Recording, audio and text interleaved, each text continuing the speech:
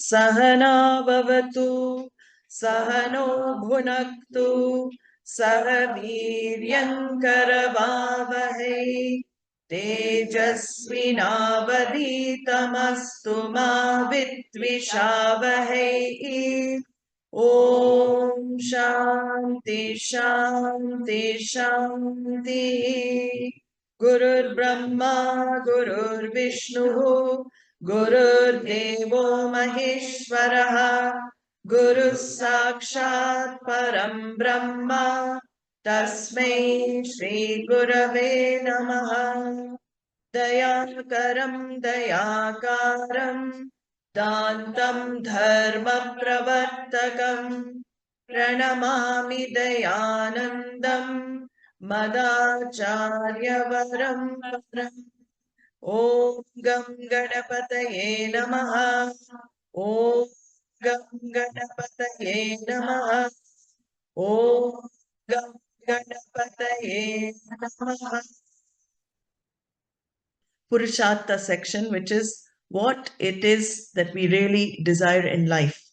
Purushena artyate iti purushartha. That which is desired by all beings in all places is unfolded, in Vedanta. So we had seen that basically by a process of constantly changing myself or changing situations or attempting to change others, I can never discover happiness.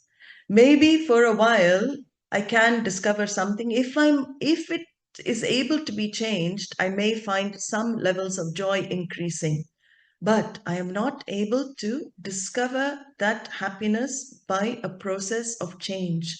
The happiness that I really want, which is 24/7. 24/7 means 24 hours a day, 7 days a week, not just 1 week in a month or 1 month in a year, not 1 year in a lifetime. I want happiness all the time, which is the basic urge for all human beings everywhere.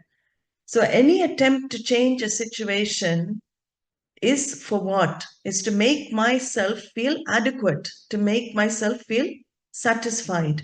And how do I attempt to make myself happy? So in Vedanta, all of this is very highly analyzed, and this whole life of becoming, life of changing myself, changing everything, is put under one brief title called samsara. Not samsara, the perfume. As I said, samsara, the perfume, very bad name for a perfume, but samsara is not a very nice name in Sanskrit. Samyak sarati iti samsara, that which keeps getting perpetuated. And how does this urge to be happy manifest in my life? So the Vedanta says, in 4 ways I attempt to make things different.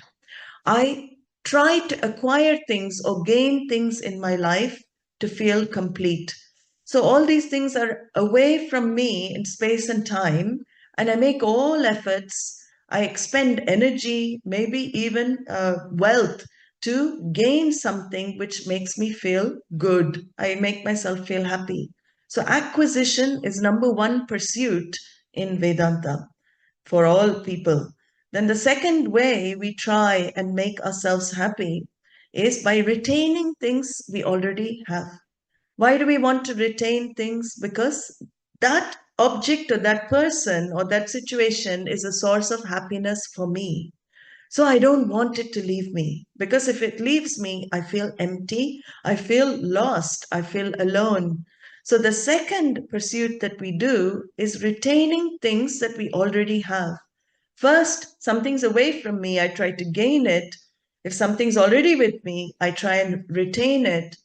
And we have two other ways of working, functioning in the world to make us feel complete. The third way is to avoid something I don't like. So I run away from things I don't like because they are a source of unhappiness for me. So it is not just the pursuit of happiness, it is an escape from unhappiness as well. So I avoid things I don't want. Like for 2 years, we all avoided coronavirus, right? By locking ourselves up. I don't want to get it. It could become a source of unhappiness for me. So we don't want unpleasant things in our life. We avoid. So that is the third way we try and change situations to find happiness. And the final way, final attempt that we have in life to change situations is by getting rid of something we already have. So we avoid certain things, but sometimes what I already have in my life, I want to get rid of. And the best example of that is relationship. I already have somebody with me, but I maybe not after some time, we don't want that person with us anymore. Why is that? They start becoming a source of unhappiness for me. So I want to avoid something. I want to get rid of something I already have. So I retain, I acquire, I avoid, and I want to get rid of something I already have. And what does Vedanta say? Desiring change constantly in life does not equate to happiness. This is number one formula in Vedanta. Desiring change and happiness do not go together. And this is very strange for people to hear because all our lives we have been working for changes. We are desiring to become something, attain something, achieve something. All of these fourfold attempts we have been doing. And it has not worked because we have not discovered what is the symptom of not having discovered full satisfaction. What is the symptom of not having discovered full completeness? The very activity that we're propelled into again, that shows that we have not discovered what we really want in life. That we become active again shows that we haven't really discovered. So here Vedanta, just to put in a capsule, talks about another type of gain. So all the gains that we know are limited within space and time. But Vedanta talks about another type of gain. What is that gain? It is the gain of the already gained. The gain of the already gained is like, you have your specs, reading specs on the top of your head, and you're searching all over the house for them. Where are they? And you're yelling at your wife, you're yelling at your kids, you're yelling everywhere. Where did you put them? Wife doesn't want to say because you're in a bad mood. She doesn't want to say anything. So the child comes in, youngest child comes in and says, "Hey, Papa, they're on your head. They're with you all along." That is a gain of the already gained. Or sometimes you lose your car keys and they're with you in your pocket. So you have the things with you already, but somebody needs to come and point out, "Hey, it's with you. It's there. I hear it, the jingling." So this is called the gain of the already gained. This is what moksha is. Moksha is nothing to be produced, nothing to be gained in time and space. It is your very self. It is your very nature. And it only requires some pointing out for the discovery. So even despite the pointing out, why have we not discovered it? Because many of us have heard Vedanta again and again and again. And the same thing is being pointed out, which is you are the very source of happiness that you seek in life. You are everything you want. You have what you are seeking with you always. And we hear that again and again, but it doesn't click. It doesn't, it sounds nice to hear, but somehow it doesn't get assimilated. Because I keep going into the cycle of change. I keep getting into that samsara where I want to keep changing my situations, achieving something, retaining something, rejecting something, avoiding something. All our activities are under the fourfold attempt. So here, the Gita, Bhagavad Gita, becomes a great source of guidance in this field as well. So Bhagavad Gita it literally means Song of the Lord, Bhagavad Gita. It is a text which appears within another text. So sometimes it's taken, a lot of the times it's taken separately out, but it is very good to see the text within which Bhagavad Gita appears. So what is that text where it comes? That text is called Mahabharata, which means the Great War. And the Mahabharata is, in fact, is a huge, voluminous body of Sanskrit verses, 100,000 Sanskrit verses.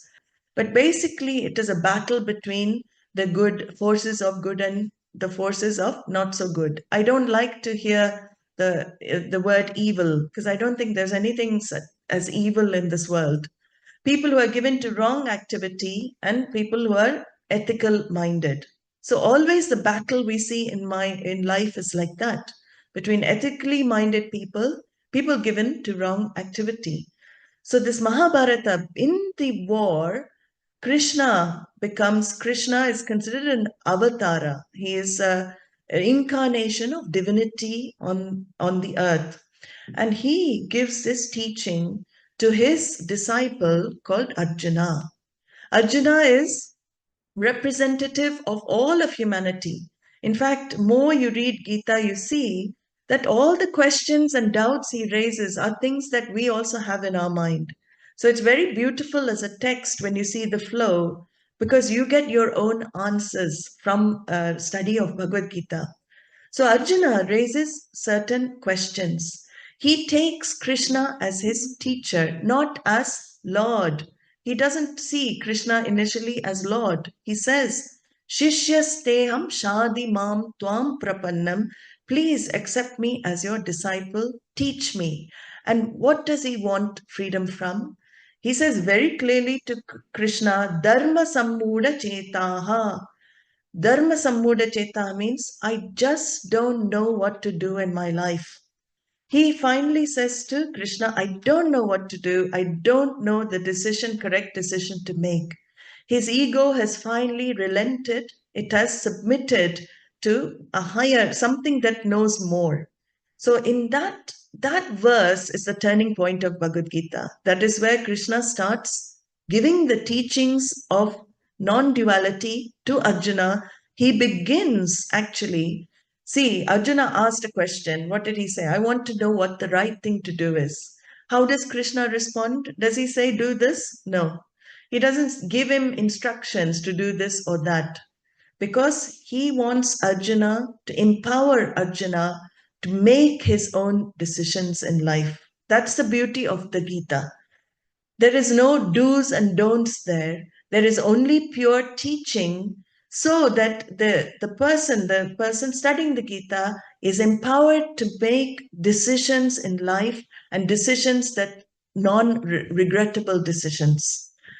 And the Gita is called Moksha Shastra. It is a text that removes the ignorance of the self and gives you liberation. Moksha means liberation. Liberation from the cycle of becoming. Samsara means becoming.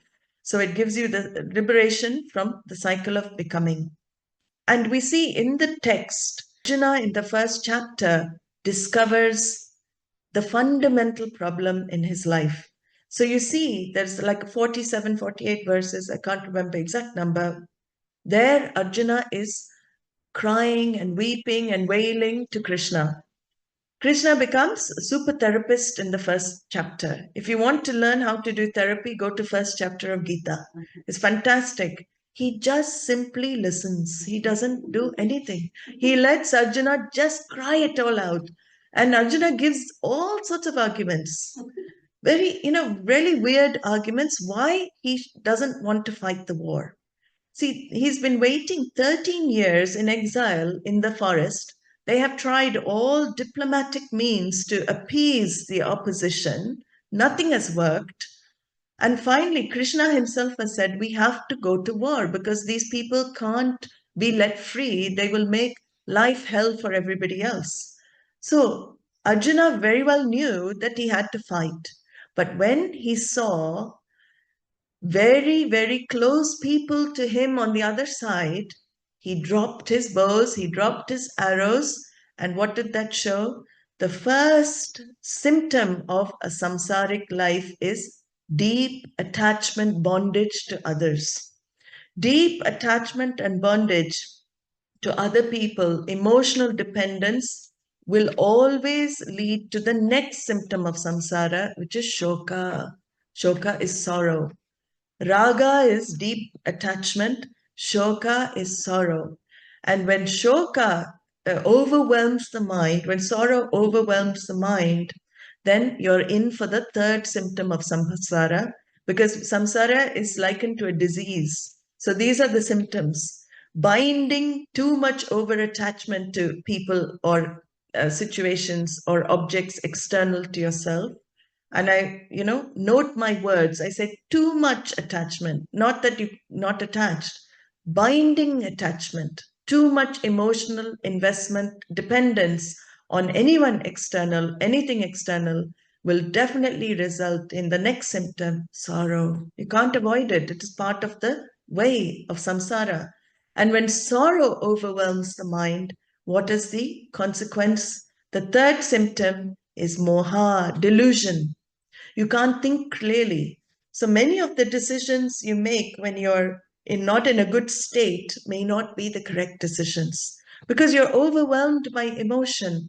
How can you possibly know what is good for you when the emotion of sorrow overwhelms you? So Arjuna reveals this in the first chapter of Gita. He shows that emotions create problems when they cloud the intellect. He becomes very emotional. His emotions cloud the intellect and they create a big problem for him because they don't allow him to do what is to be done in his life. So we are not saying emotions are wrong. We should not understand it like that. Emotions are very natural. We are all emotional beings. Human beings are emotional. But when I allow the emotions to govern my life, then I am always going to end up in some sorrowful situation or some form of not being able to decide what the right thing to do is. So, this is what Gita starts off with raga, shoka, moha. These are the symptoms of the samsara life. And that also reveals there is a need for emotional maturity. So animals don't need to become emotionally mature, right? You don't see an animal. Physical growth happens naturally for all of us. We don't have to force it. See, when my body was 5 years old, I didn't have to force it to become 6. Suddenly, I found the body growing. I find all the changes happening naturally, and 1 minute, suddenly I'm 18 and I'm an adult, and slowly I see the body, coming into middle age and then deteriorating. We see all the growth of the physical body happen naturally. Even for animals, this physical body is in order. It grows according to the orders, biological order, chemical orders, physical orders. It changes and transmutes. But emotionally, can I allow myself to grow? Do I suddenly grow emotionally if I just let myself be? Emotional growth doesn't happen naturally. Emotional growth happens with your free will making efforts. A cow and a dog don't need to grow emotionally because they're not self-conscious, so self-conscious like a human being. Human beings also remain at a level where they don't grow. You see, the adults, we can see in ourselves. Why look at others? Look at ourselves. Vedanta, that's another disclaimer I'm putting in Vedanta, okay? It may not be very pleasant for many because Vedanta requires you to look at yourself, not others. And sometimes it's painful to look at oneself. But in that pain, I grow. So emotional growth, I have to see myself. I can only do myself. Emotionally, I have to become a mature person. What is emotionally mature? Emotional maturity means I have a level of acceptance of facts. See, when we are we are in adult bodies, but most of our interactions with other human beings are the child me, right? If you look, we talk about this, psychology is also discussed a lot. It is often the inner child that reacts to situations. The inner child in me, which has not been nourished, which has not got the sustenance and provide the care and love that it needed when it was growing up, is the adult me that reacts to others. My projections on others, the relationships I have, are all due to that inner child not being addressed. So Vedanta first requires a level of addressing that inner child, that child me, because I have to make that child me into adult me. Otherwise, Vedanta, the knowledge in Vedanta, it's very difficult for it to stick because the child me is always reacting, is always reacting. The adult me is subdued by the child me because the adult me is very rational. It knows, it can see the gray areas. It doesn't just see life in black and white, right? Children see life in black and white. If this is, somebody doesn't look at me. So I'm walking, suppose I'm just walking on that road and, you've just met somebody in this camp and that person, suddenly when you walk past, they look the different direction. What will the projection, the child you will think, oh my God, did I say something? They don't like me. I went and introduced myself, but why are they turning their heads when I walk? That could be the inner child reaction. And the whole day is gone in thinking what I have done to make that person turn their head, right? The adult me will say, what? Maybe they have something else in their mind. Maybe they didn't see me because their mind could be elsewhere. Their eyes could be seeing, but mind could be elsewhere. Do we ever think the mind is needed to back the eyes for knowledge to take place? The mind is needed to back the eyes for knowledge of something to take place. So somebody could be looking at me, but not registering I'm there because their mind is somewhere else. We have had experiences like that. But the adult me can analyze it and dismiss it. The child me will feel sense of rejection, sense maybe of smallness. The child me is always there. So Vedanta says we need to find emotional maturity. There is a need to become emotionally mature.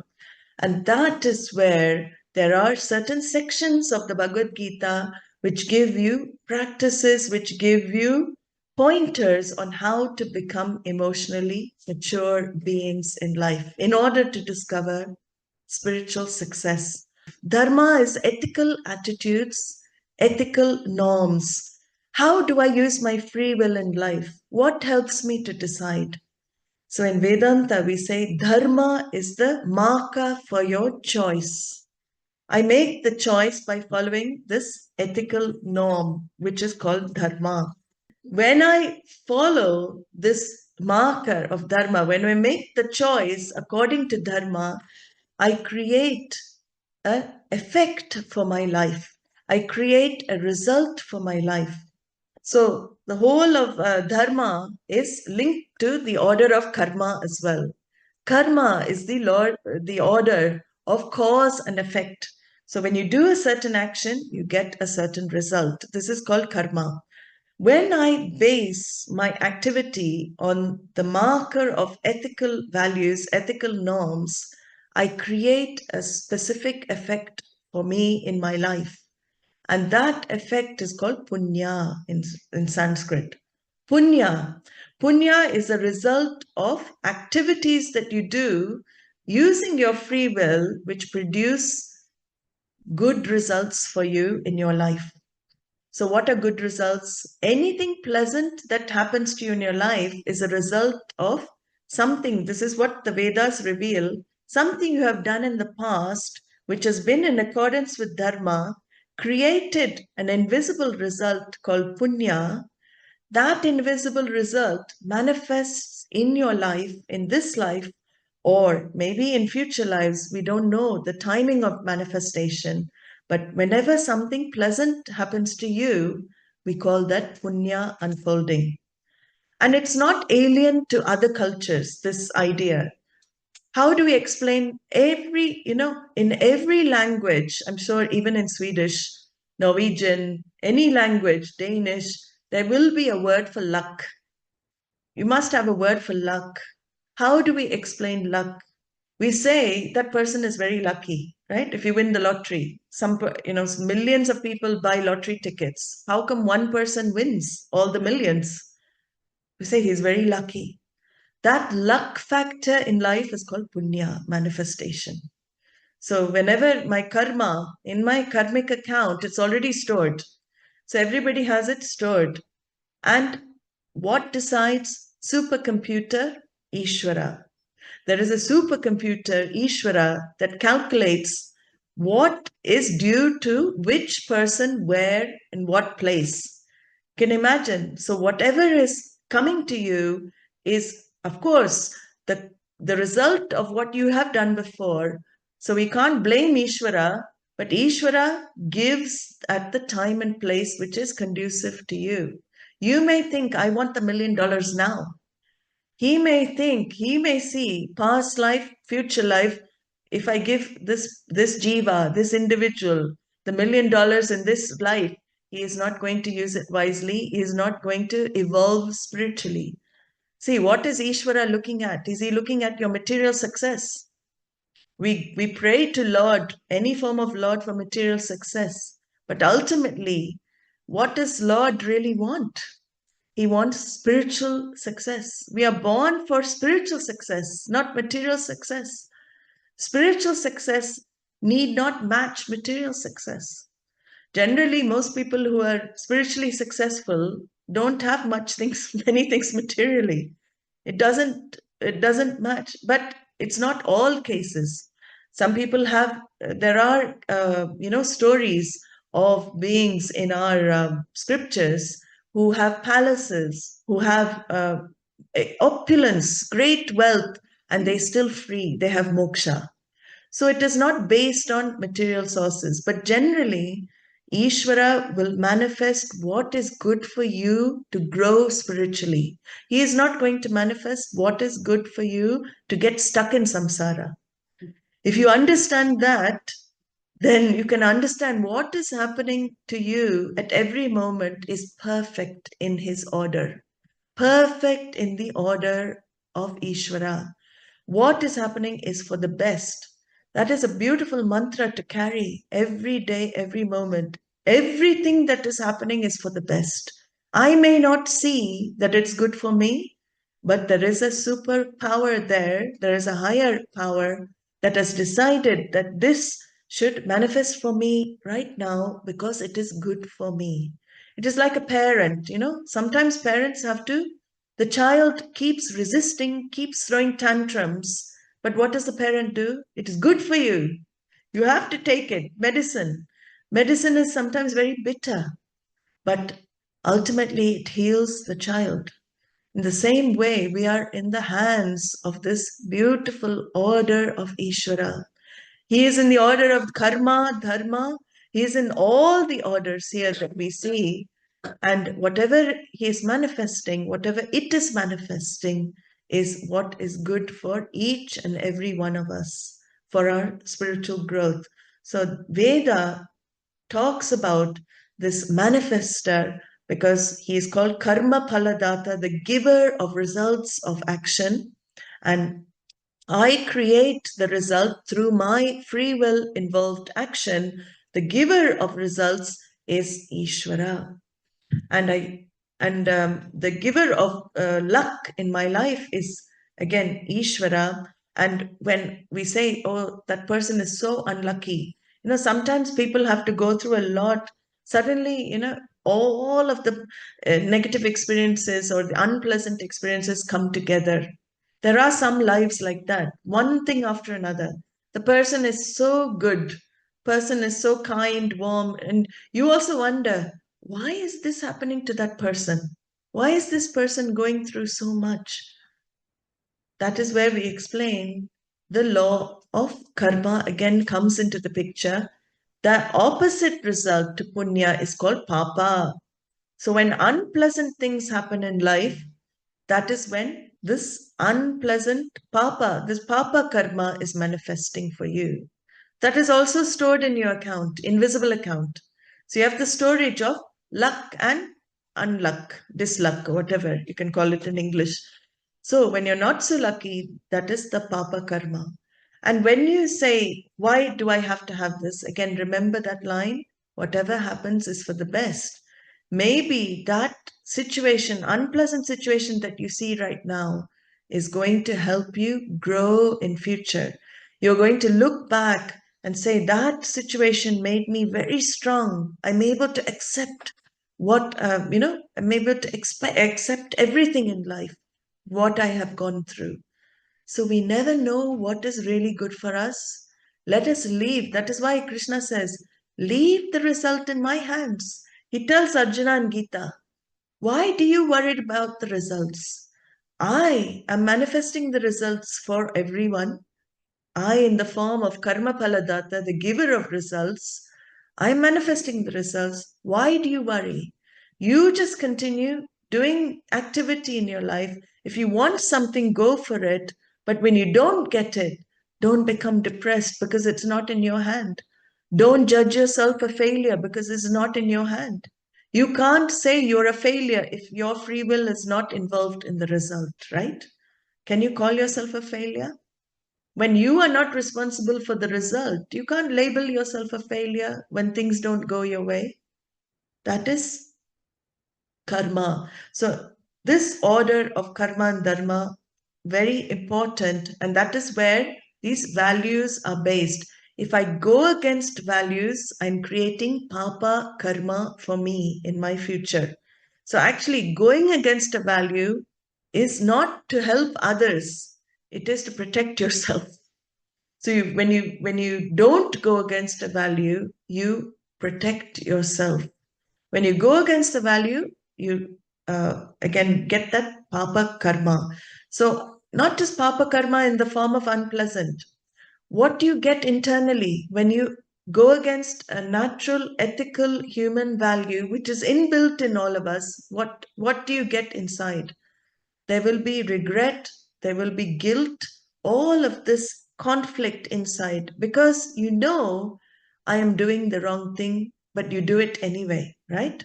When you know you're doing the wrong thing and you do it anyway because of the pressure of desire, Krishna talks about that as well. Desires can overwhelm the right thing to do in life.